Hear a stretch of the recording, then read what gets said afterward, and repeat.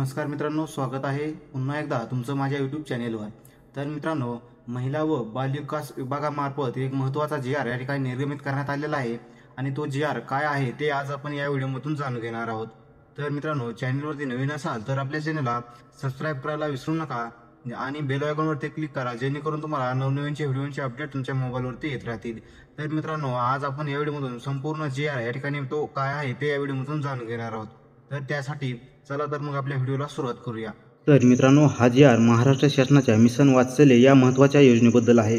तर कोविड-19 मुळे अनेक महिलांनी पती गमावले, अनेक बालके अनाथ झाली, या सर्वांच्या पुनर्वसनासाठी शासनाने खास पुढाकार घेतलेला आहे। चला तर मग जाणून घेऊया या संपूर्ण जी.आर.ची माहिती काय आहे।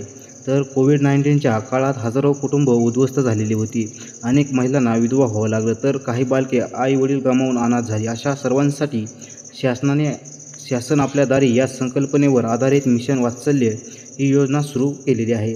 तर शासन निर्णय क्रमांक अनाथ 2021 प्रकरण 49/03 नुसार सुरुवातीला या योजनेत कोविड-19 मुळे अनाथ झालेल्या बालकांचा आणि विधवा झालेल्या महिलांचा समावेश होता, परंतु आता शासनाने या योजनेची व्याप्ती वाढवून राज्यातील सर्व विधवा व परित्यक्ता महिलांना योजनेचा लाभ देण्यास मान्यता दिलेली आहे।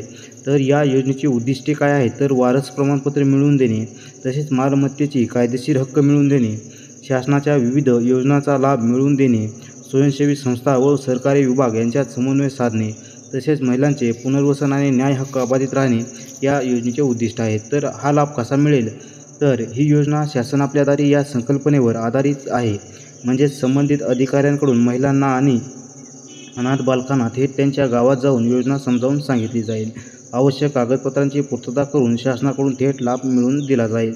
तर यासाठी कोण पात्र असणार आहे, तर कोविड-19 मुळे विधवा झालेल्या महिला, परित्यक्ता महिला, कोविडमुळे अनाथ झालेली बालके आणि तसेच आता राज्यातील सर्व विधवा आणि परित्यक्ता महिला।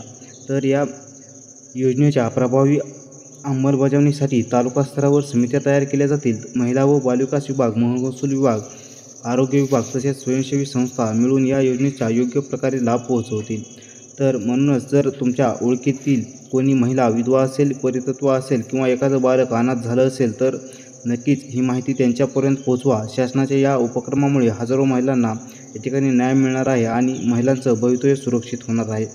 तर मित्रांनो, ही माहिती उपयुक्त वाटली असेल तर व्हिडिओला लाईक करा, शेअर करा आणि अशाच महत्त्वाच्या योजना जाणून घेण्यासाठी आमचं चॅनेल सबस्क्राईब करायला विसरू नका।